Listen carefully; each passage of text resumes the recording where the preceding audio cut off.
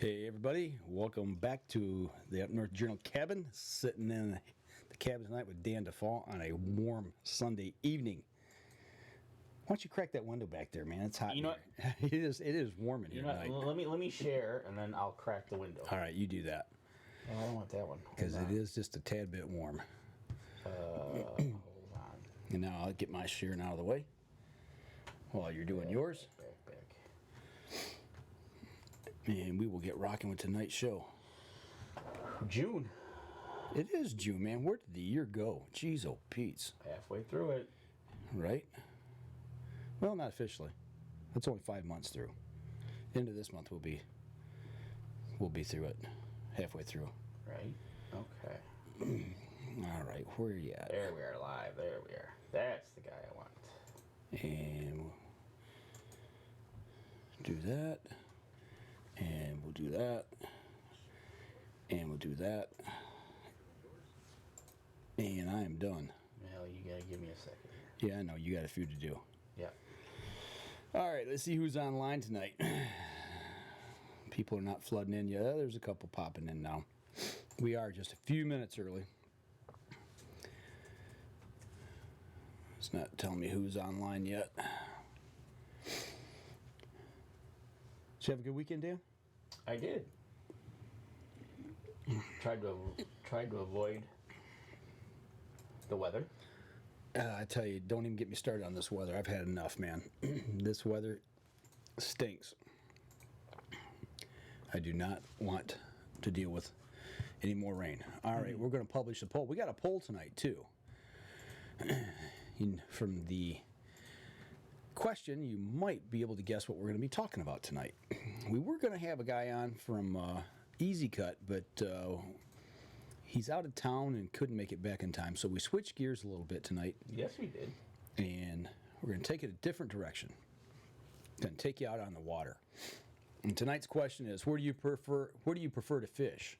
Fish from shore, fish from a boat, or wade in a stream to fish? One more. One more and you're ready to go? Yeah, one more. All right. As I check in on the game here as well, so you're in between innings, I think.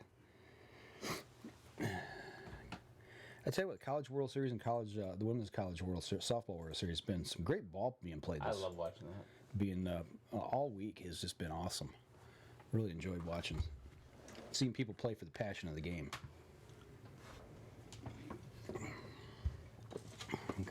All right. We're going to let a little air into the cabin tonight here, seeing how it's warm. There we go. Get a little breeze circulating in here. We need a fan. And I'm fighting sure we summer can pay cold. a few people to be our fan. Yeah, probably have to pay them. All right. You ready? Yep, let's do it. All right, here we go. We're going to start the record and stand by in 3, 2, and 1. Welcome back to another episode of the Up North Journal, everybody. I'm host Mike Adams, sitting in a very warm cabin tonight on a Sunday evening with Dan DeFall. Good evening, Mike. How are you? I'm stuffed up. You sounds like it. Yeah. You know, it's kind of, you say, a warm cabin. Yeah. Because yesterday saying, today is going to be cold. This weather stinks. I mean, I'm glad it's warm. Don't get me wrong. I'd like to pay due justice to the weathermen who blew it. Right. But what an interesting weekend. It has been very interesting as far as the weather goes. But speaking of warm, we got warm beverages tonight. Tell the good people what we got. You know what? There's nothing better to start off our show than with Hunter's Blend Coffee. And remember, if you go to huntersblendcoffee.com, and if you check out and use our promo code, capital UNJ, as you can see in the bottom right below my finger, left-hand part of the screen, you get an extra 10% off. That's right. So go check them out. Right now, I'm going through the black powder. And? It's good. I'm not going to lie. It's smooth. This coffee is smooth. Give you a little jump in the morning? Oh, of course. I have my 2 cups on the way to work, ready to go. Right. Well, that's what I'm drinking tonight. Try to get my throat somewhat to where I can talk tonight. So good. But for those on the live stream, we do have a poll up.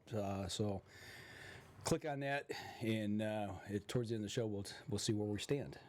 talking a little fishing tonight. Absolutely. Is that right? That is. We're going to talk a lot of fishing because, even though we do a little hard water fishing, most fishing is done in the summer. That's right. So, without further ado, how about we bring in our special guest? All right. None other than Ken Scicluna from Southern Michigan. We won't give away his exact location because we don't want people flocking to him to find out all his fishing secrets. That's right. They're gonna be following him to the lake. Right. How you doing, Ken? I'm doing real good, guys. Thanks for having me on tonight. Hey, not a problem, man. It looks like you got the sunshine behind you. Things looking good there down in Southern Michigan. Yeah, it's a beautiful warm night here. Well, warmish night. You got a nice breeze going, and I'm just sitting out in the boat and getting ready to talk some fishing. Right on. And before we get into talking to fishing, we want to let people know that we're also going to bring Ken on as an editor of the page, and he's going to join us, and he's going to be posting stuff from now until whenever, and then so look for him more on the page. Yeah. Posting about his fishing, and when we get closer to hunting, about hunting. So welcome aboard, Ken. Yes, I'm really looking forward to that. I've followed you guys are one of the first outdoor podcast I ever listened to when I even discovered podcasts. So I've been a fan of the show for a long time, and I just appreciate the opportunity to help contribute. And I love this stuff, and I can sit and talk hunting and fishing for a long time. So really looking forward to it. Excellent. And why don't you give everybody a little bit of your background? Tell us, married, not married, what you've been doing, how long you've been hunting, et cetera, et cetera. Yeah. I'm married. We have my beautiful wife, Joy, and we have a 2.5-year-old boy, Franklin, and we're hoping to get him into the outdoors. And, I've been fishing. My dad has taken me fishing, started taking me fishing from shore since I could walk, basically. And it just grew from there. And my uncle, we fished every weekend, all spring and summer. And I had some uncles that bow hunted, and I got into hunting that way. And then, once I turned 18 and moved out of the house and started doing my own thing, it just really ramped up from there. And the next thing you knew, there's a boat, and I'm doing tournaments, and it's a real obsession. I'm primarily a bass fisherman now, but it wasn't that long ago where I just fished for everything. Anything that would bite, I wanted to fish for. And, right on. But right now, I'm really, and I still like that. But right now, I'm just really into I'm a competitive person by nature, and the bass tournaments. So I just love it. It's forced me to become a better fisherman. I feel like the days of going out and getting skunked are over, and that's thanks to forcing myself to fish against guys that are a lot better than me. A lot of the guys I fish against are so much better than me at figuring out these fish, and I go up against them week in and week out all summer long, and it's made a world of difference for me. That's awesome. Now, besides fishing, do a little hunting as well? Yeah. I am a whitetail fanatic. I always joke that I'm just kind of bass fishing passes the time until hunting season. My real passion is bow hunting, is deer hunting. I think about deer hunting 24/7, 365. It's like they always say, that it's always deer hunting season. That cannot be more true for me. I hunt a lot of public ground here in Southern Michigan. I have a few private land spots as well. But yeah, I love deer hunting. Words really can't describe how much I love it. And I do some turkey hunting. I didn't get a chance to do too much of it this past season, but man, I love turkey hunting. It's a great pastime. I've been doing that for the past 7 or 8 years. But yeah, boy, do I ever love to bow hunt for deer. Yeah, I don't know what it is about bow hunting for deer. I'm the same way, man. It's the one thing that just drives me 365 days a year. Of course, if you guys listen to the show, everybody knows that, right? Yeah. Ken, when did you get your start in hunting? Were you a younger kind of guy started in hunting, or were you a little older? Well, this is a little embarrassing to admit, but my mom and dad probably aren't watching, but my parents wouldn't allow me to hunt. They were anti-hunting. Okay. Interesting. But I always wanted. My uncles hunted, and I remember just spending every holiday or every birthday party, and I would just corner my uncles and listen to their bow hunting stories, probably all through my teen years, and just get psyched about it. And as soon as I, was out on my own, which is right after high school, I went out and I bought a bow and I started bow hunting. and it just took off from there. I was basically self-taught, and been pretty much doing it the hard way on public ground down here, and it just snowballed from there, and yeah, that's pretty much it. Yeah, I started at 18. That's interesting. The parents were against hunting, and then you turned around and you went against your parents' wishes and you went and bought a bow. I did, yeah, I knew I was, you know, and it took me 3 years, and I finally shot my first deer with a bow on state ground, and boy, was that ever the best. That was the best feeling in the world, and then it really took off from there once I realized, hey, I can do this.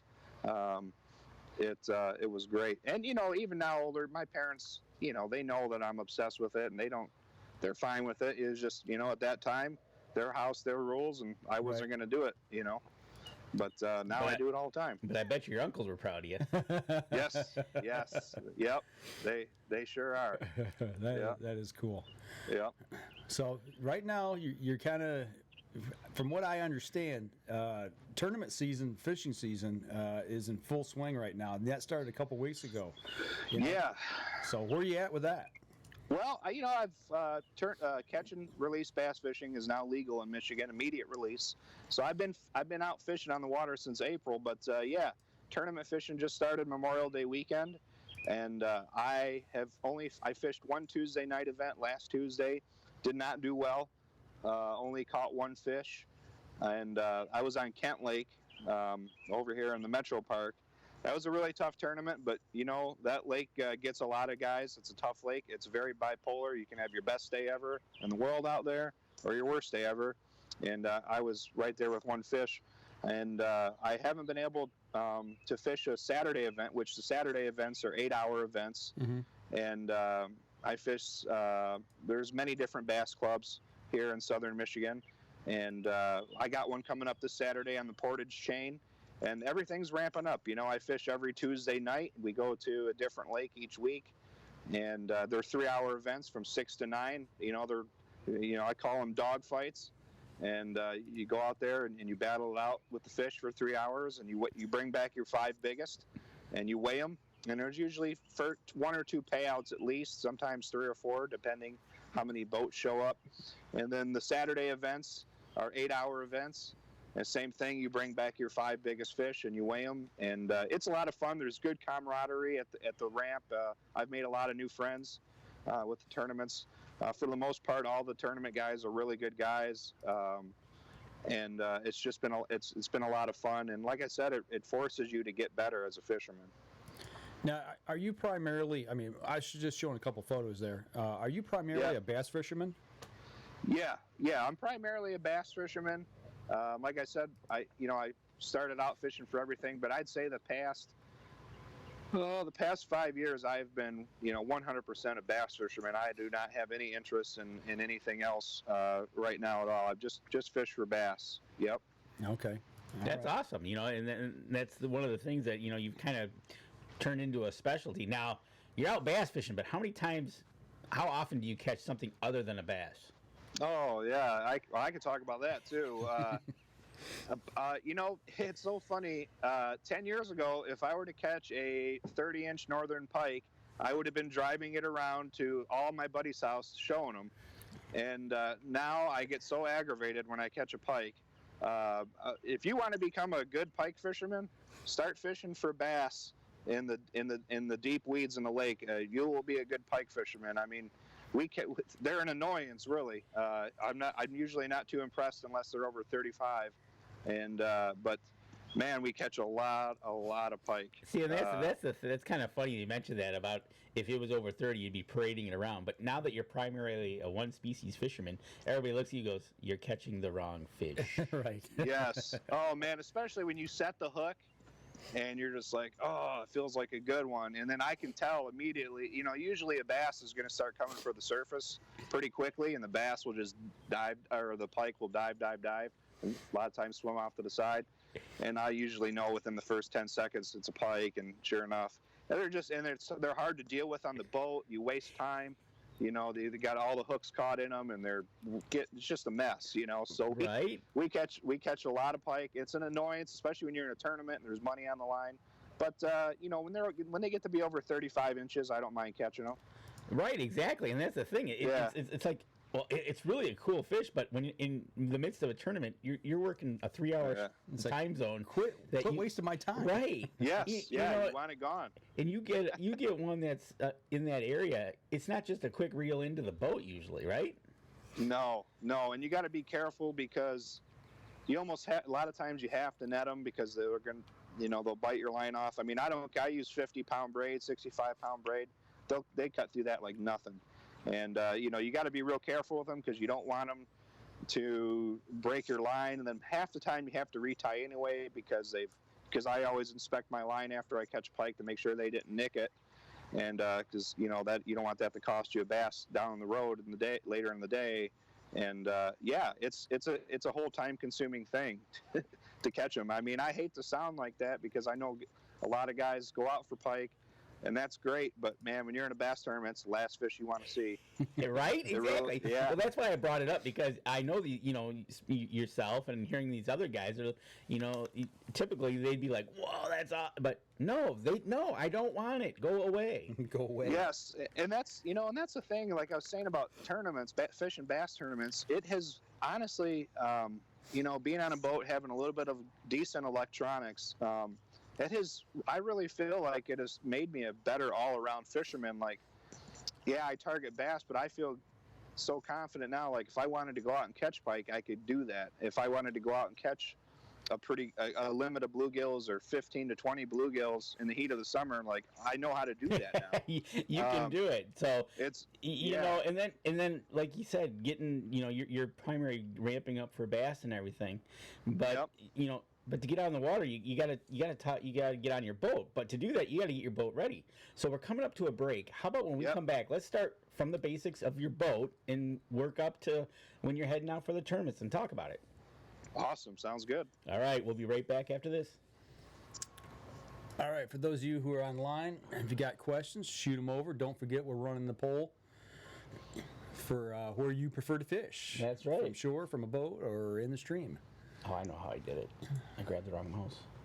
And I'll save this one off, and we'll get rocking with the second segment. Yeah, you know, and anybody out there that's got some fishing-related questions for Ken? I see Miss Deb is on, and Dave Wilkins is on tonight. Awesome. Okay, 1 second here. We'll get going with the next segment. I know the walleyes are really running rampant, so walleyes are in the river, and everybody's heading out there too. So in inland lakes, everybody's heading for bass. All right. So, okay. It's fishing time in Michigan. Here we go. Stand by in 3, 2, 1. Welcome back. Second segment of the show. Sitting here talking with Ken Scicluna down in southern Michigan. No, I'm not going to give away where he lives so you can follow him to his fishing hole. Exactly. But we are going to talk about when he is out on the water, he's got to be on a boat. Well, he's on his boat right now. I don't think he can walk out. I'm on it right now, yeah. Yeah, he's sitting out there right now. I got a couple pictures of how he's got his boat set up. So, you know, Ken, about coming. We'll start when it's nice and cold and there's a bunch of hard water out on Michigan, which could have been last week. But when do you start thinking about the boat? What you're going to do with the boat? When you're going to break it out and get it ready? When does that start thinking in your mind? It's for me, just because I've been dealing with boats long enough to know that those marinas, because I always have my boat shrink wrapped and I have the marina winterize it and everything. So late February, I mean, I'm watching the weather close to see if there's going to be an early ice out. But even if there's not an early ice out, I'm usually taking the boat in to get the shrink wrap off and get the spring prep done. I want it in there the first week of March. That way I get it back usually within a week, no problem. I know the boat they make sure the motor is running fine, everything. And now, as April rolls on, they start getting really flooded big time. And I don't want to be waiting for my boat, especially in the month of May when the fishing's starting to get real hot. So I have it in there the first week of March, and yeah, I get my boat back in a week, and I'm ready to go as soon as ice out hits. And what kind of boat is it? This is a 14.5-foot G3 aluminum. I have a 25-horse Yamaha on the back and a 45-pound thrust Minn Kota on the front. It's been a good boat. We've had it for 6 or 7 years now. I'm probably going to sell it this winter and buy an actual bass boat. I think the time has come for that. And but this boat is, it gets the job done. A little bit of a disadvantage because I can only go so fast and do so many things in it. But yeah, it's been a good little boat. It's got everything I need, live well, everything. Right, like you said, you got a 25 horse on the back of that. Yep. Oh, you got to at least increase to what, a 150, 250 on the back, like the big bass guys. Yeah, I'm looking for 150 minimum, but 200 would be preferred because I don't know if you guys have ever been on a bass boat on a 200 horsepower motor, but it's pretty awesome when you're up on plane. Yeah. They fly. They just flat out fly. Yes. And that's got to be the big thing, getting to the spots where you want to catch the fish at. The guys that get there first get first dibs. Yeah, exactly. Especially in like a 3-hour tournament. In a 3-hour tournament, those guys can fish 10, 15 spots a night, which can help or hurt you. It's not necessarily a good thing, but it can help you in certain cases. In a 3-hour derby, I'm usually limited to 1 to 3 areas, so I really got to be on them and know what I'm doing right off the bat, or I'm kind of behind the 8 ball. But I'm not making excuses at all there. I've had my fair share of success in 3-hour tournaments. I'm just simply saying that I don't have that option to run every single good spot in the lake. I'm kind of committed. Right. Yeah. Now, the way you get your boat set up, is it set up basically for a 2-man tournament, 2-man in a boat? Yeah, 2-man in a boat. It's like a 600-pound capacity. So yeah, 2 guys can fit in here pretty comfortably. I mean, that's another thing about being a bass fisherman. We're way overboard. I mean, I run 20 rods on the boat. My co-angler usually has 15 to 20 rods. To mountains of tackle, but we make it work, But yeah, we have it fully loaded on tournament day. Okay, I'm going to ask a stupid question. You just talk about all the rods that you got. Why so many rods in a boat at one time? I mean, I can understand having a couple extra, but explain to me why you'd need that many. Well, when you're a bass junkie, and you want to win tournaments real bad, I mean, everything matters. Everything's very rod, reel, line specific to the lure you want to throw. Okay. Especially when you really get down to the nitty gritty. I mean, you really want to have the right stuff. That's just going to make you more efficient. And the more efficient you can be with what the bait you're throwing, I mean, just the more efficient you are. And there's less time. Like now, I don't have to switch. I don't have to stop, cut, retie. Gotcha. I've got everything right there at my disposal.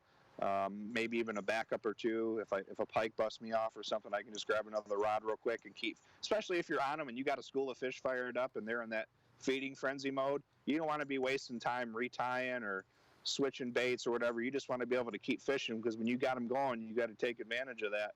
And I'm pretty anal about, I want to make sure I'm using the right rod and line and reel for the bait I'm using, which is a whole Pandora's box to get into that. Right, exactly. Yeah. And like you said earlier, that you're in a 3-hour tournament, so those few added seconds to a minute of retying one rod to another, I think you're looking to use that as a extra cast or two. Yes, exactly. Yeah, it has helped before, And it's just, hey, who am I kidding? I love buying tackle. Right. I love looking down and seeing 20 rods on my boat. There you go. What kind of electronics you running on that boat? No, I run. I don't have anything fancy what I want, but I do have a Humminbird 598. I have all the goodies. I have side scan, down scan, GPS, the typical 3D sonar. So I have everything the other guys have. I just have a much smaller screen. The definition isn't as good. There's a lot of different features. What the stuff they're coming out with now is absolutely mind-blowing, incredible. But you're talking, some of them units are up to $2,000 just for one. And so it's pretty pricey. But this one I got, it gets the job done for me. And boy, I wish I had something nicer. But really, like I said, it's got everything you need to do what you got to do out there. So I would like to have one on the front deck and one at the console. Right now, I just got one at my console. Okay, so let me ask you this: when you're out with on the boat with your partner, you're in a tournament. Yeah. Who gets the front of the boat and who gets the rear of the boat? I typically get the front of the boat, but I'm not like I have. There's been a lot of times where I have, there's enough room for the co-angler to come up here and fish on the front deck with me. Or if I'm on a lake where the co-angler knows what the deal is, I'll give the boat up in a heartbeat. Or there's been a couple times where I've fished with guys that are really the top echelon anglers that are really good. They just need a boat to fish on. I 100% give the boat up to them and let them do their thing because I want to watch them and learn what they're doing. I'd be more than happy to let someone like that run my boat, just so I can learn. And I've had that opportunity a couple times. Okay, I was just wondering who was kind of spying the electronics and wondering. Oh, no, So you mean like who's? Yeah, who's watching the electronics and then obviously the guy in the back of the boat, right?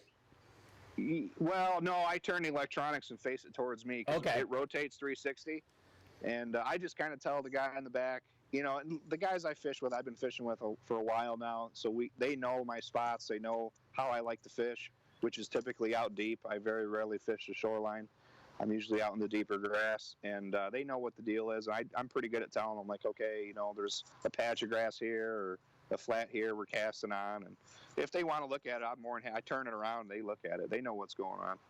Okay, I was just wondering if you're the captain of the boat, so you. Yeah, I mean it's definitely good. Now I will say this, and I learned this early on, like there definitely needs to be a captain in tournaments. I mean it's a team effort, but like somebody has to have a plan and a purpose, and this is what we're doing. Now if things start to fall apart. Don't get me wrong. I will turn to what do you think? What are we going to do here once my plan falls apart? Or we'll kind of talk about it. If the other guy feels real strongly, like, hey man, we should go run docks first thing this morning, we'll do that. I'm pretty easygoing. I'm not the type of guy that's going to be too arrogant and say my way or the highway. Because, like I said, actually, couple of the co-anglers I have, they are better fishermen than me, and they probably should be running the boat. And I'm not, I'm nowhere near in a position to, to be like that. But I try to have a plan and a direction in the morning, in the morning or in the evening when we go out, and try to stick to it. And with the boat, you got the trailer. Anything special about the trailer? No, just a lot of problems. Oh? Yeah, I mean, I burn through a tire every year. I had to replace the boat bunks, and lights going out and off and on, and there's always something. It's one thing about these boats, man, is they're maintenance. They're just they take up a lot of your time, which I try to save money and do a lot of it myself. But there's always something to fix or do with them trailers. But yeah, it's just a basic trailer, Okay. Nothing special. Typically when you say boat, to me it just means bust out another 1,000. Yes. Which is no lie, correct? It's not a lie. Yeah. Right. I've definitely. Yeah. I mean, I probably spent $1,000 in tires over 7 years. Right. Just in tires. I used to have a 19-foot, and it was like every year. After a while, it just got to the point. It was like, you know what? I've had enough of this. Had enough of this. Yes. Yep. So, but no, that's awesome. You got your boat, you got your trailer, everything's going good. Yeah. From there, we got to start talking about what do you get into for bait? Crankbaits. What do you like to use or anything like that? Well, let's go ahead and take a break right now. Okay. When we come back. Okay. Let's talk a little bit about baits and how you run out there when you're out on the water. So. Sounds good. Okay, we're gonna step outside and we'll be right back after this. All right, folks. If you got anything that you want to shoot his way, questions or what have you, let us know. I gotta throw my phone on the charger real quick. Is that all right? Yeah, that's fine. Yep, we can wait for you. I don't want it to die. No, that's good. Go right ahead. Yeah. Let us know when you're ready. Okay. I might have to change locations here, but that's all right. That's all right. We'll talk about Ron Moses here. He's going to Caseville this weekend at the State Park Campground. Preacher rig or bobber offshore. Looks like maybe a wall. He doesn't know. He's never been there. Okay. My guess is Caseville. My guess is, depends on how fast that current's running. I'm not exactly sure off Caseville. Yeah, I don't know. Yeah. Ron, when you get there, take a look at everybody else and see what they're doing. Yeah, right. And then join them. Join them, right. Because that's just one of those things that one day might be one thing and another day might be another. Can I always have gas money? Just saying, Ron Moses. And you're right, Ron. Bust out another 1,000. You are absolutely right about that.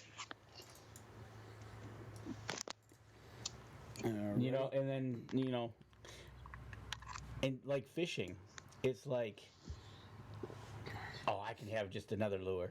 Mm-hmm. I can have one more. Yep. Or Well, it's just like guns. it is. You can never have enough guns. Right, exactly. And it especially if it's a lure that you like a lot, you know you're going to lose it. Yeah. So you got to buy two. Yep. And then if you're out there and you run into the weeds and you start donating all your tackle to the lake, you're heading back to the fishing department for hoping they have everything. Yeah. You know, that's kind of funny that he said that because like at Cabela's and Saginaw, it happens with the ice fishing stuff. There's a certain There's a run on it. there's a certain lure that the guys always look for, and once it comes in up there at Cabela's, Yep. they jump on it like nothing, and they're usually sold out pretty quick. Right. So, you know, that's just the way it is. And I know I've been up to Northwoods there, where they got a ton of fishing stuff, and you literally can fill up your basket in 30 seconds. Oh, yeah. Yeah. You know. Well, the thing with ice fishing gear is it's there, and then when it's gone, it's gone. Well, They don't that's have the any thing more about to ice come in, fishing. you know.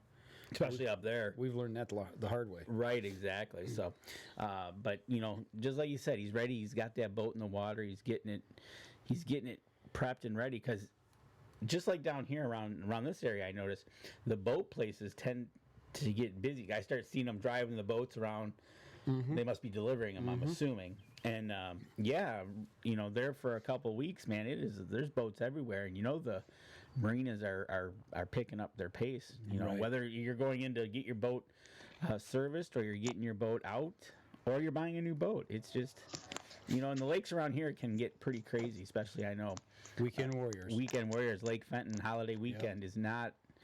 If you're not there by 8 a.m., get in line. Yep, he's getting close. I see him. I see the boat. He's getting back. I'm back. Okay. All right. Hopefully I'll be good. But Okay. yeah, so the Skype is draining the battery pretty good. But I think I'll be good. Okay. All right. Okay, Ron. Ron is just gonna drink beer. Okay. Here we go. Stand by. 3, 2, and 1. The third segment of the show. Okay, when we went to break, we give him a second. He had to recharge the battery here, but we got him back on. He's back in the boat and up and running. So we're going to talk about baits. Yeah, you know, like what's your like? Where do you start off with as far as, you know? Do you do the crankbait thing? You do the worms? You do kind of let us know what you're doing. Yeah, you know, I do. I try to be very versatile and fish everything. And you know, I have my strengths, but you know, one of the most basic things I do when I'm in trouble, or if it's a post frontal day and the fish aren't biting too good, and this is really a basic thing. A lot of people have seen it. It's no secret whatsoever. It's used a lot in the tournament scene too. It's just a worm, plastic worm, a straight tail Senko type worm. You can rig it wacky style with the hook right through the middle. That's what I like to do. You can Texas rig it, weightless or with a bullet weight that slides up and down the line. And sometimes what I've been doing lately, the past summer, is I got a little nail weight that you can buy, and you jam that up the back side of it, and you can fish it in deeper water, and you can fish it a little bit faster. So this is a go-to bait for a lot of bass fishermen, especially when the bite is tough. It's bailed me out many times in a tournament. And if you know, if you're just wanting to go out and catch some bass, this will do it. Even on the days they're biting, they're hammering it too. I mean, it's a great bait. It's pretty much good spring, summer, and fall. You can't go wrong with it. Colors? Straight. I like in our Michigan waters. it's always best to stay natural. Green pumpkin blue. If the darker, the dirtier the water, you can go brighter, chartreuse, orange, stuff like that. But on the clear water lakes, you want to keep real natural colors. Green pumpkin. I like the greens, the blues, blacks and blues. But I'm really a green pumpkin blue guy. I keep it really simple. I don't fish a whole lot of bluegill. Anything that looks like a bluegill, anything that looks like a bluegill or a crayfish. That's the color I'm using. Okay, all right. So you're trying to mimic something. Yeah. I mean, match the hatch. You hear it time again, and it couldn't be truer for bass fishing. And but pretty much green pumpkin and green pumpkin blue.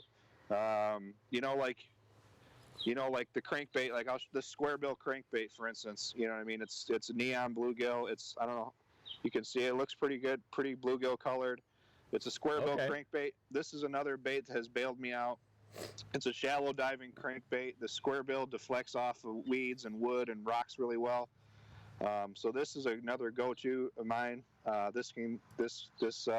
eat it, and it looks just like a little bluegill. And for me, what I have found in our Michigan, this is not true all over the state or even definitely not all over the country, but in these lakes down here, these weed-choked southern Michigan lakes, if you're fishing a crankbait and you are not constantly picking grass off of your bait, you're not fishing it right. Oh, okay. So picking off the little weed pike is a good thing. Yeah, if you're not fishing your crankbait in grass, you're not doing it right. You're not going to get as many bites. And I will try to ram that thing into a clump of weeds if I have to, and that usually will do the trick for me. If I'll take that bait and I'll drive it right into a clump of grass and I'll try to rip it out real hard. And usually when I'm ripping it out is when I get bit. And so that's my only little tip is if, these lakes down here, if you're fishing a crankbait, you're not constantly having to pick grass off your bait. You're not doing it right. What about these this one rig that I see and I can't remember what the name of it is, but I bought one. It's got the one, and it's got it mimics like a little school of fish right behind it. The Alabama rig? Okay, sure. I can't remember the name of it, but it's got 4 on there, and it's supposed to be all minnows, and you cast that out. You ever use those? I have used it, not too much success. I have several buddies that love it and do real well with it. It's a very specialized thing. It actually works so well around the country, they've outlawed it on professional bass tours. You cannot use it. Really? And they consider it cheating. Yeah. But yeah, it's called the Alabama rig, and it's very effective, especially on smallmouth up north from what I've seen. I have not experienced that personally. But you can. It mimics a little mini school of emerald shiners or something like that up, especially up north. And there are many videos of Mark Zona fishing that thing all over the Grand Traverse area and just nailing giant smallmouth on it. It works on pike. I'll tell you that right now. Oh, I bet it does. It does. Up in the UP, it works on pike. I bet it does. Yeah. So they have outlawed it. Something called Alabama. Imagine that. It's so good they couldn't stand it. Yeah, that's right. That's right. Alabama is like the mecca for bass fishing. So. That's right. One of them. Gunnersville, yeah. I'm not too far from there is where I was born. Nice. So yeah, that's the worm, the crankbait. Also another little bait. I don't know if you've ever heard of the drop shot rigging system. It's basically a little weight on the bottom, and then you have a hook tied about a foot or 15 inches above the weight. And the hook sticks out horizontally. And hold on, let me block this call. Okay, I'm back. You got the hook sticking out horizontally, and you just use like a little minnow bait like that, and you just kind of it's a really finesse type of way to fish. It mimics a little worm or a little minnow, and it's called the drop shot. There's tons of YouTube videos. But this has bailed me out many times, too. It's very finessey. You can fish it. When the fish are down on the bottom, they want something, not so flashy. Just a little tiny piece of plastic like that. And I can't tell you how many 30-plus inch pike I've caught on this tiny little bait right here. A lot. Pike love that for some reason. And then, of course, you can also Texas rig, a crawfish-looking bait like that. Texas rig it. And I also use it as a jig trailer. Now this right here, what I'm about to show you, has totally changed the way I bass fish for the better. Once you learn how to fish a jig like that with a little crayfish trailer, you learn how to fish that in grass, and it's going to change the way you bass fish. You got to learn how to fish it. You're not going to get as many bites, but once I started throwing this bait is when I started catching a whole lot more 3 and 4 pound bass. Really? I shied away from it for a long time, but once I committed to it, it changed the game for me. Now, do you only catch bass on that, or do you catch something else? Anything else on that? You catch pike on it. It's Okay. probably the greatest pike lure ever made. Is the bass jig. I mean, they absolutely annihilate it, and pike love it. I've lost many jigs to pike, many jigs to pike, and last but not least, this is probably my other favorite way to fish. Once I learned how to do this is when I learned how to start catching real big ones. I use 50 pound braided line, a 1 ounce tungsten weight, a big giant flipping hook, and a crayfish looking bait. Okay, It's got a big flipping hook, big 1 ounce tungsten weight. It's got a bobber stop there where it's pegged. I throw this bait where the average fisherman would not even think about throwing a bait. Matted up vegetation where you see big mats of vegetation offshore, lily pad fields. You can punch right through the mat and get under the canopy with that, or big submerged clumps of grass. You throw I'm throwing it right into the heart of the grass.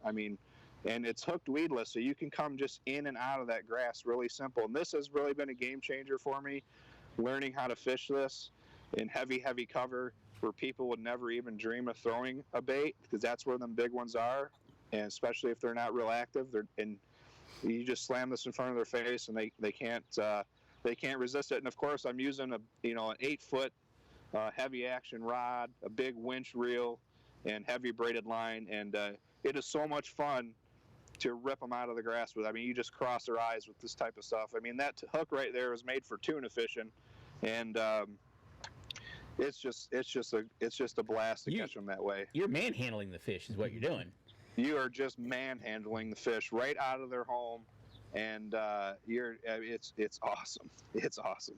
I love it. If I could catch them with that 100% of the time, that's what I'd do. That's awesome. There's nothing like it. And one thing about that is the rubber worms and stuff that is, you just can't buy one, so you got to buy like a bag Of course. and then you got to buy multiple colors, right?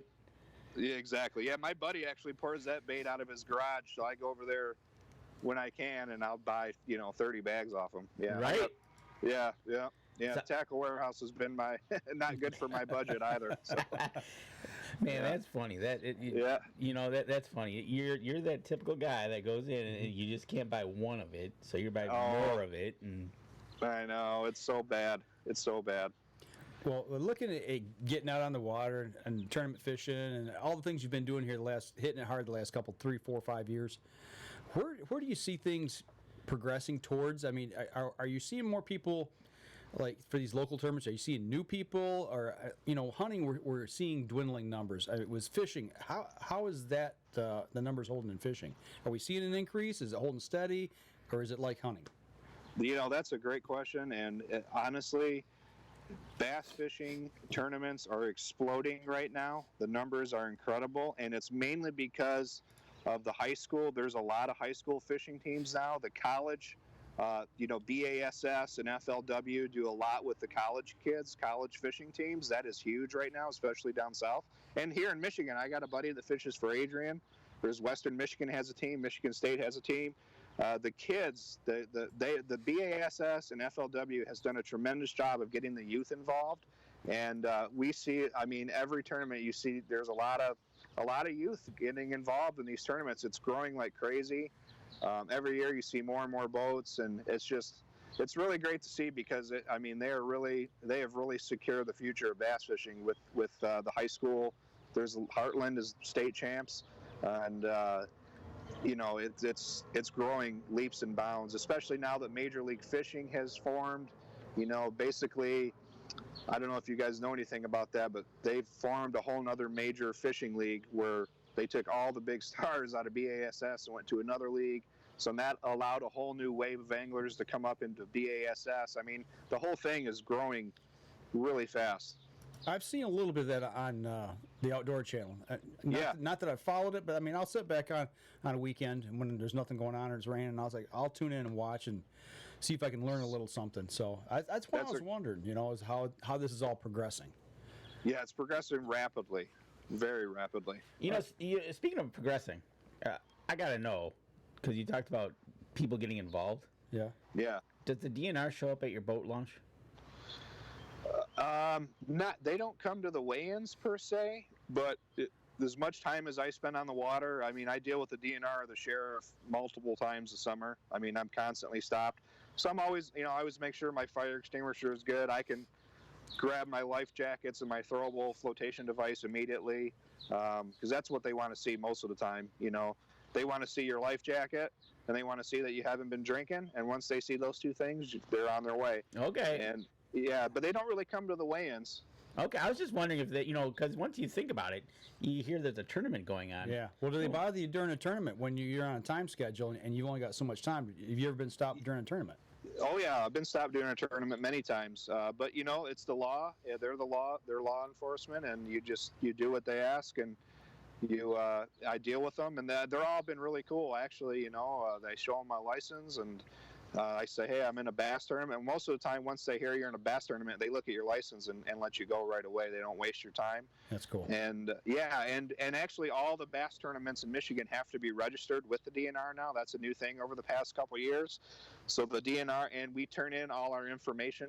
So they get, and we tell them how many smallmouth bass were caught, how many largemouth bass were caught, how many fish died, because sometimes you get a little mortality. Yeah. At the weigh-ins where they just, you have to bring back a dead fish, you get a pound penalty, but how many were released, how many, died, and that way they have a good idea of the fishery all over the state. So that's been a really positive thing too. Good. That's awesome, because you're giving them a kind of a running total as your tournaments go, and then they can start to see if it's, overfished, underfished. Actually, they're probably also going to look to see your mortality rate for being a catch and release tournament. Right. It's like, yes. Well, okay, something's up, right? But no, that's really cool. Kind of like a mandatory gear check. Oh, just. I had to throw that in there. Hey, you said that, not me. Right? Had to throw that in there. Yeah. Right. Yeah. No, that's cool though that they do that, because it gives them some real hard information. Absolutely. It does. Yeah. I think they've really benefited from it, and it's kind of good. Kind of keeps the tournaments from crisscrossing each other.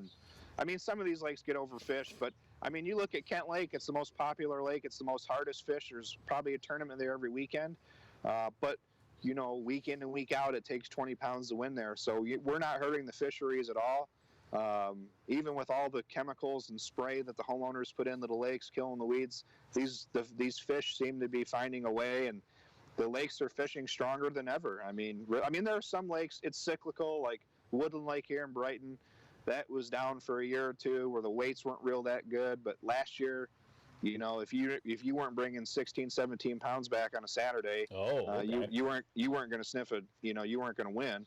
And so that, you see lakes. I've only been doing this 5 years. The guys that have been doing it longer than me, they've really seen the cycles of some of these lakes. Where for 10 years in a row, maybe it takes 18 pounds to win on a Saturday, and then maybe for a few years, you just need to bring 15 pounds in to win. So it's cyclical, but I mean, right now, the lakes that fish big are still fishing pretty big. All right, cool. All right. You know what? We're coming up to our next break. How about we break off, and we'll come back for our last segment of the show, and we'll see what we've got to talk about. All right, sounds good. We'll be right back after this. And for those of you out there, like Ron Moses, that says, MLF is fun to watch. Yes. And his... I'm going to charge my phone again. All right. Good. Oh, and Ron Moses also said, cheating like Alabama football. Oh, come on, Ron. Oh, come on, you Ron. had to throw it in there. That's beautiful. Yeah, well, I'm still keeping updated here with the College World Series, so... What's the score? It's in extra innings. There's no score yet. I was going to say that. Still 0-0, just like the other game. That game went 10 innings, so. Yep. Getting down to the nitty-gritty. something else. I tell you what, Right, exactly. So kids are playing their rears off. It's that's an elimination game, so that's do or die. Your season ends at the end. If you lose, you go home. Right. Yep, they're done. So yeah, and if they win, they got to go play another game tonight. right, and if there's the seniors, To be done. they're done, right? So Yep. But that is cool that they have to check in their stuff with the DNR. Mm-hmm. That's almost like what you called it, that thing. Because I don't want to get you going on your soapbox. But yeah, they can see the mortality rate. They can see what they're catching, how much they're catching. Right. Check it out. That's kind of cool. It is. I like that idea. That's absolutely, and I really Give like them some data. I really like, and I've heard more about this, is that they're starting to get into the high schools. Because I think Fenton has a bass fishing I've heard school more, or club, I think is what they call it. Right. He said Heartland was the champs. Yep. State champ. So yeah, no, it's and plus, truthfully, it doesn't take a lot to get involved. No, it doesn't. You can go buy a regular rod and reel over here at Wally World, probably for $20. Yeah. Get you started, and $20 and a couple lures, and away you go. That's the thing. You're off and running. So You can borrow a fishing rod. You can. I mean, a lot of tournament anglers that they'll, if they're fishing alone, they'd be more than happy to take somebody out and let them use all their stuff just to get a taste for it. And Right. And like you said, it doesn't take much to throw one of these. A Wally World special. Right. And you can catch a limit of bass just with that all day long. Well, I am doing a reboot right now on my record computer, so we're going to be just a second. So if you got any questions, throw them in here for us real quick. I see Tony Gertz on. Tony, if you're still on, I seen that you were on your way to New Brunswick. I assume that is your spring bear hunt. If you're still on, let me know what you got going on. Ron Moses wants to impose a 2-minute penalty for Ken every time he charges his phone. Yeah, Uh-oh. yeah, that's fair. That's fair. And Ken, your dad is making a comment here. Oh boy, that's dangerous. This is Ken's dad. Tell him you heard his dad outfished him with a worm and bobber. Oh, nice. The old man has outfished me a time or two with a worm and bobber. Yes, I have to admit. Hey, he's pretty much responsible for this whole fishing obsession of mine. So I got to give him the credit there. I started out fishing under Rossonville Road Bridge on Belleville Lake. He'd take me every weekend. Nice. So, yeah, but he's definitely he got the whole thing started. That's for sure. That's good. That's good. Awesome. So. Whereas we're waiting for the... Yeah, this might be a while, so I'll tell you what. We're just going to go ahead and continue. I'll pull this off later. We'll just... Why don't we just start like we're coming back in?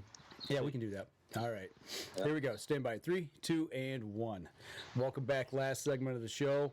And again, if you don't watch the show and you're listening to the podcast, you got to go back and talk about what we talked about here. The non-recorded in the break, in the break, because when you have somebody's wanting to impose penalties on somebody for recharging, and then you have somebody's dad show up with a comment, then you find out the real story. It's like, wow, oh yeah, Ken, they're busting your chops, man. They are all over you, Ken. Wow. Better him than us. But anyways, okay, so we're heading into June. You've got some tournaments coming up. Yep. What about let's come off the water for a little bit. This is the last segment of the show, so we can kind of talk about a little deer hunting. Why not, right? Sure. You've got some cameras out there, right? Yep.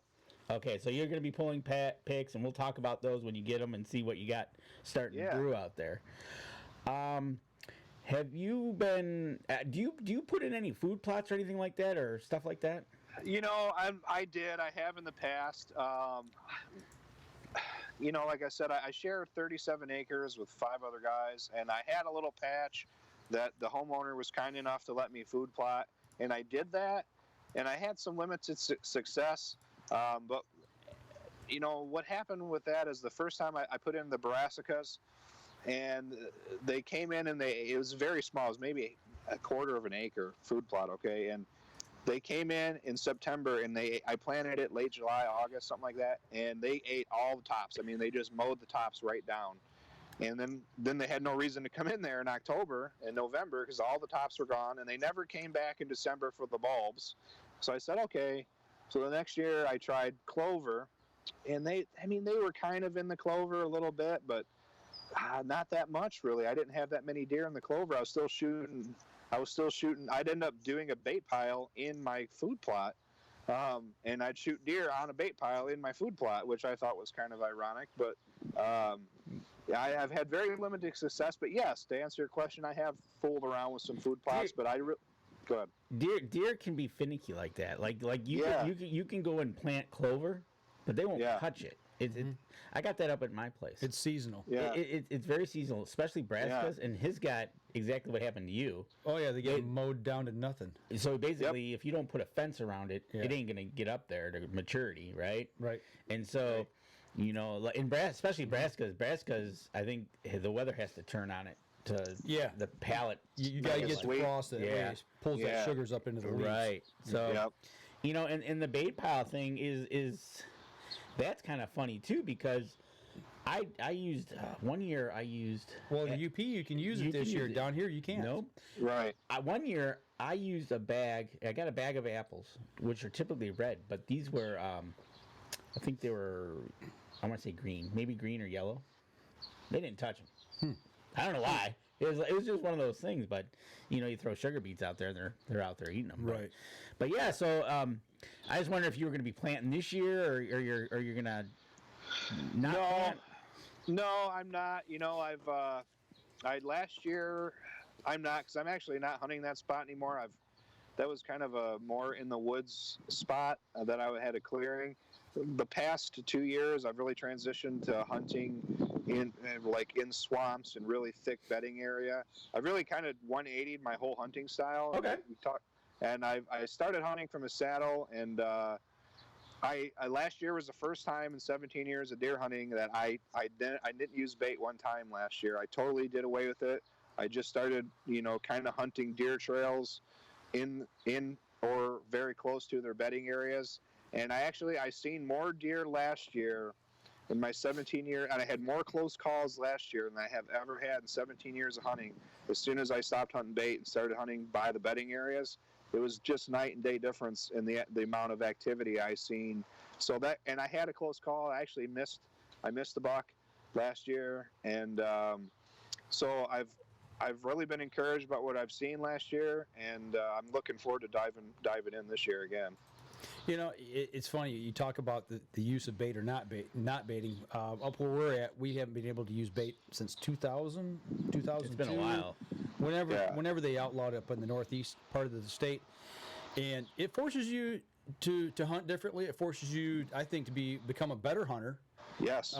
Because you're not relying on the interaction of something pulling the deer in. You got to go find them, set up on them, and then try to make a shot. So. Yeah, and before, I thought I was, and I'm not bashing anyone who uses bait, but This is what I did for 17 years, okay? You go in the woods, here's a deer run on the edge of the swamp, here's a deer run coming through the woods, let's put a bait pile right next to the deer run. Mm-hmm. And don't get me, I've shot a lot of deer doing that. Mm-hmm. Nothing big, but I've shot multiple deer in a season many times doing that. But there's been also years where I'm just spinning my wheels. They're coming in at night. Mm-hmm. And they're eating the bait, and I've gone whole seasons without even seeing a deer over bait, and that happened to me 2 years in a row, and finally I said, that's it, I'm done with this. I got tired of hauling it in and buying it and blah blah blah, and so far it's been a good move, so we'll see. Yeah, I think you'd be pleasantly surprised. The more you do it, the more interaction with game you're going to have, because like I said, it forces you to go deeper, it forces you to scout more, and I think you have a lot more interaction with bigger bucks that way anyway. Right. Yeah, it's been really cool. Right. You've seen the change in it, and you actually missed a buck that you said, and I think I know for myself, the problem I usually have is probably exactly what you guys have as well. Is once it starts coming up and they find it, they chow. That's why I'm definitely throwing the rye down to get that up to hide it. Right, gotcha. Yeah, and I know there's things, I didn't know what I was doing. I just I researched a little bit. I didn't do a soil test, this or that, and it wasn't a big piece of land. I said, you know what, until I have enough land where I could really do this correctly, I'd rather, just not do it. The bait suckered me back in, and once I shot a doe off a bait pile in my food plot, I'm like, well, I'm not doing this again. Right? And that's the thing. It's so much, especially trial and error, and and where you were hunting, and I know where I'm hunting up in the UP, the winters get really harsh. So I'm trying to figure out a way to get the food plot to stay later for them.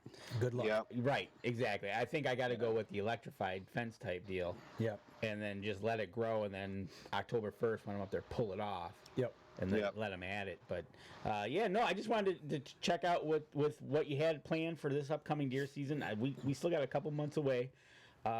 You'll be bow hunting. And then gun season.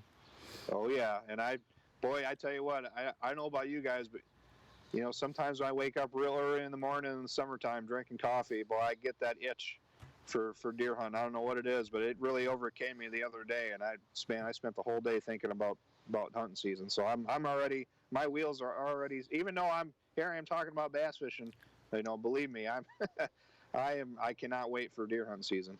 Absolutely. Well, speaking of deer hunting and bow hunting, do you shoot your bow a lot during this time of the year, or does the fishing take up most of that time? I'm embarrassed to say I don't shoot. I'm definitely the guy that pulls it out late August. I know that's not right. I know that's not, what you should do, but that's fishing. It totally consumes I'll probably pull it out in July once or twice just to make sure the sight is still good. But mid to late August is, really where my brain starts to switch, and I'll start shooting it. I shoot every night, late summer. I'll shoot every night for a month and a half leading up to season. But yeah, I don't shoot year round like I should.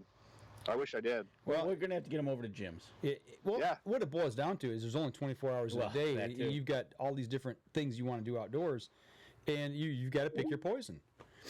Uh-oh, I think we lost him. There you go. Yeah, we lost our connection. Well, and that was Ken, by the way. Yep. Yeah, let's just cut back over here to see if he does dial back in here. I bet his phone signal.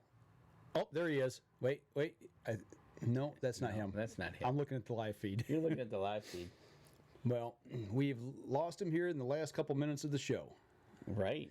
If you can hear us, Ken, we'll go ahead and let you sign off, and Danny and I we'll be talking. We'll wrap up the rest of the show. And you know what? As that happens, we're looking at the poll, and I was just about to say one was going to win. Yeah, and it's tied up now. It's tied at 43% from shore to boat.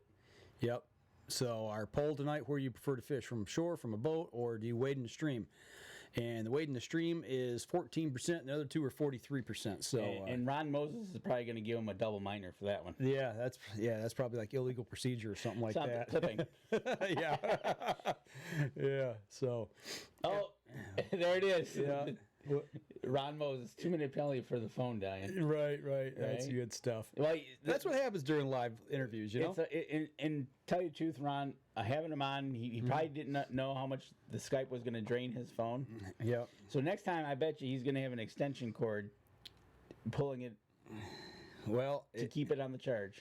When I'm doing stuff here, I'm tethered. Mine's tethered.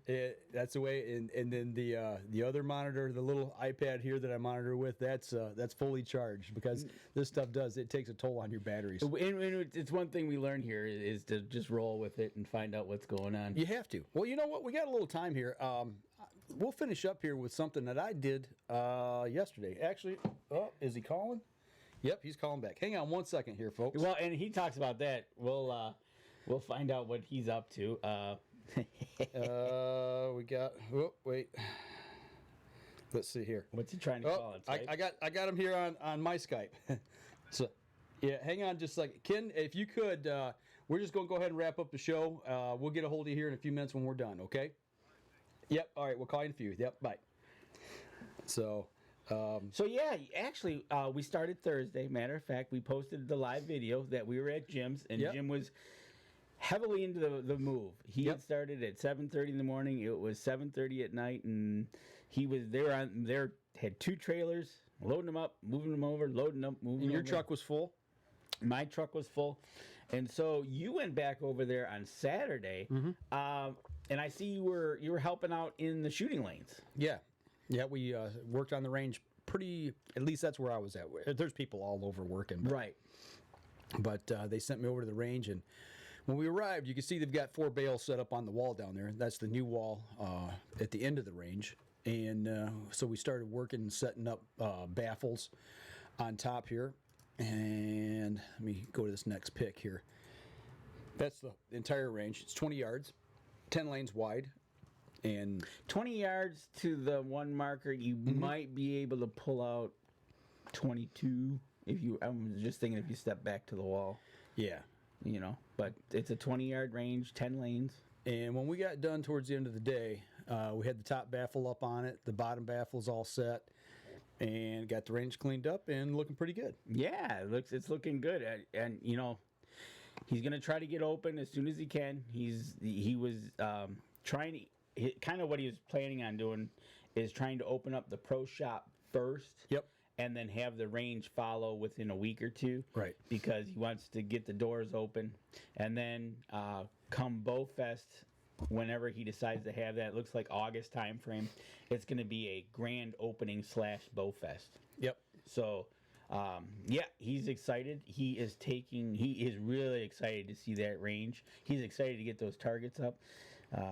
I'm excited for him because it'll be enjoyable just to stop in, maybe shoot with him a little bit, Absolutely. and see how he's doing. And He's got to get one more bale for the back there of the wall. And once we get that last bale up, we put a couple little boards up that's got to be finished up, and that range will be ready to rock. yeah, Ron, that is 10 lanes. You're right. The pick doesn't do it justice. It's 22 feet wide, and on a standard archery range, a shooting lane is 2 feet wide.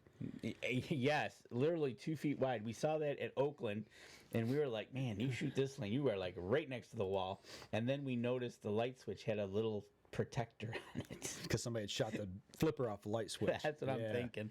So you're literally, nose to tail. When we're shooting. Yeah. I mean, you and I shot on the same line all the time. Yep. And I mean, literally, we were nose to tail. Yep, exactly. And and so he's got 10 lanes in there, Ron, and it's on league night it could get pretty tight, but it's legal.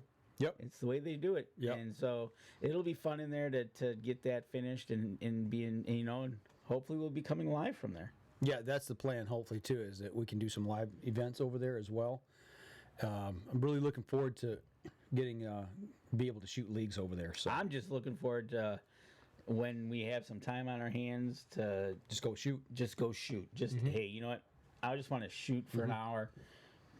I've done that at other places, but this is so close. We can just kind of say, hey, if it's not a gym night, you want to go shoot. Hey, let's do that. Maybe on our cardio night, our cardio will be go pull a bull back. Yep. So. No, I'm looking forward to it. It's going to be a nice place, and we'll keep you updated on that. But that's what I did yesterday. I spent some time over there while it was thundering and lightning and pouring down rain. And the wind was blowing. So right, exactly. And I had a little adventure myself, unplanned. The one today? No, yesterday. Oh, that was yesterday. That was yesterday. Okay, I thought it was today.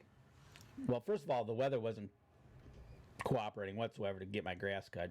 He lied. But anyways, after that, got inside. Deb was going to take the dogs out back. She was going to refill the bird feeder, I think, was her main intention. Okay. So we usually let the dogs run in the woods. Just let them run, get their little business all taken care of out in the woods, whatever. Well, I was eating breakfast, and all of a sudden I heard basically yelling at the dogs, and no. Uh-oh. That's exact. I'm like, uh-oh. Uh-oh. And I'm barefoot, and I go running out there looking, and my dogs are now busting through the woods, and my wife is behind them busting through the woods, and I'm like, I'm yelling at them to come back, and they're not listening. And so I said, okay, hold on, I gotta get shoes on because I can't run through the woods barefoot. Right. So I get shoes on, and by that time I started hearing bah, I'm like, oh no. And I ran back out there. And what had happened was, actually, when I ran back out there, I was running into the woods, and I'm looking at a doe running at me. Uh-oh. I'm like, okay, I'm coming. Mm-hmm. And so, now, what happened? Right behind her, I mean, literally, right inside the woods where we typically are, there was a fawn tucked in. Okay. My one dog picked up on it and was sniffing it. That was fine. Till my other two dogs came over, it picked its head up, and then took off. They went after it. Oh, you mean the doe? The deer fawn took off. Picked its head up. Okay. Picked its head up, and they're like, "Fun on!" Right. And they took off. The fawn took off. They went with it. Okay. And by that time, they lost all hearing. Right. And my one dog got to it, and they were kind of like, you know how they play? Mm-hmm. Well, that's what they were doing. Mm-hmm. And I'm like, by now, I've got my shoes on, and I'm running back through the woods.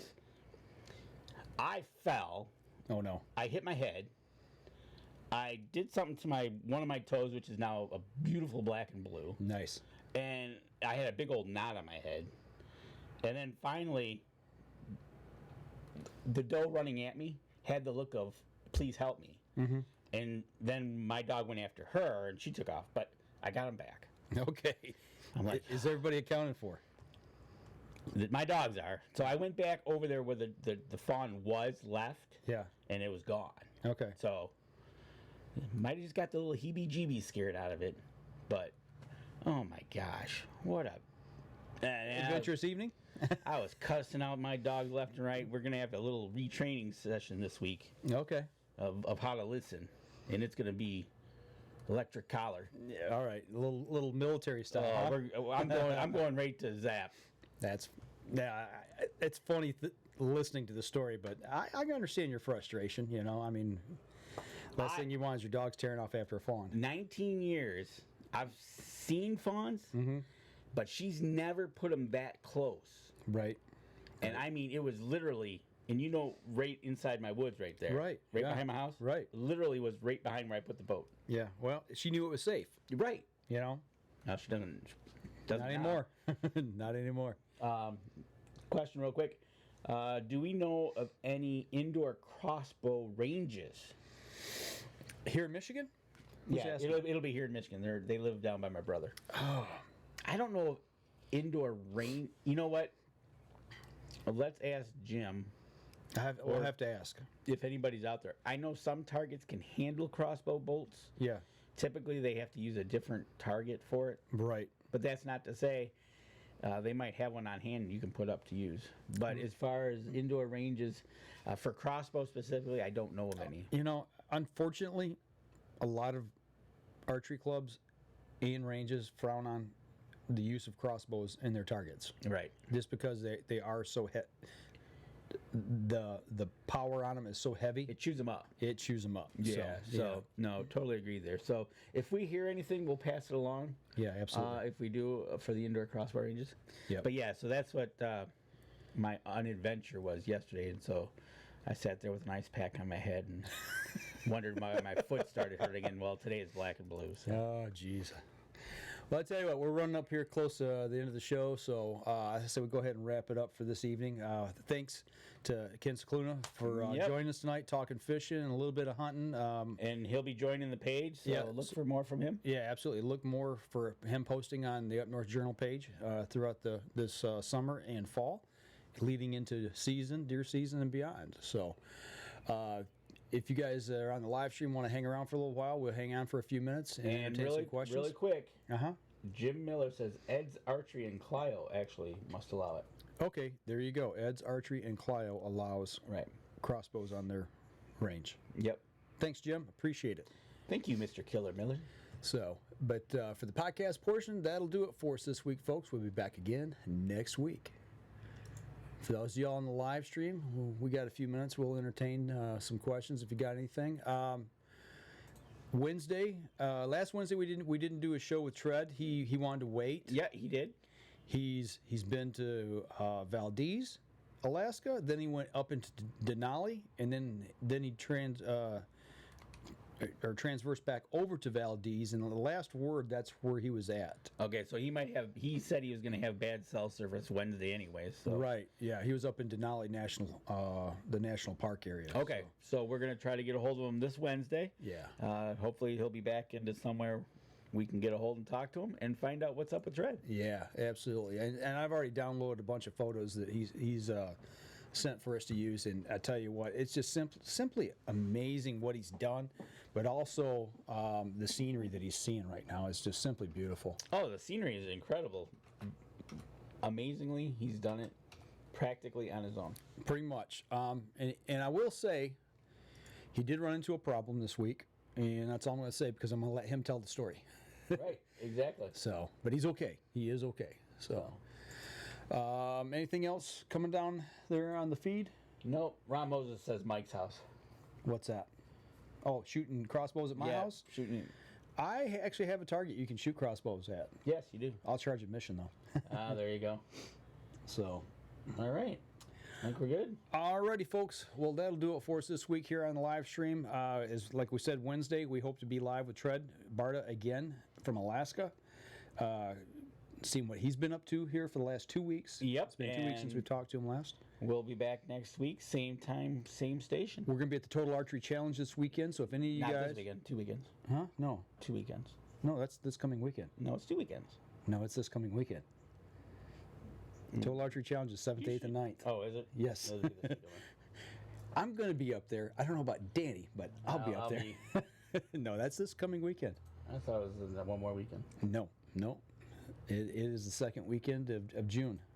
So time flies when you're having fun. But anyway, we'll be up there this weekend. If any of y'all are going to be up there, stop by the Rambo Bikes booth. That's where we're going to be hanging out when we're not on the course. So we will be back again next week, Sunday evening, after we get back from the Total Archery Challenge. Y'all take care.